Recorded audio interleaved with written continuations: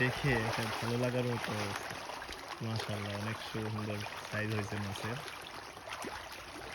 দেখুন, ছোট ছোট স্বপ্নগুলো এখানে জমা রাখতেছি, একবারে হয়তোবা পূরণ করার চেষ্টা করব।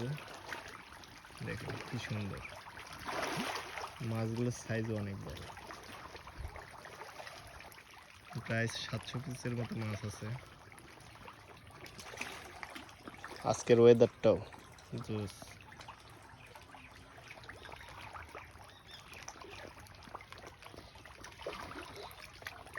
এখানে বড় বড় মাছ আছে।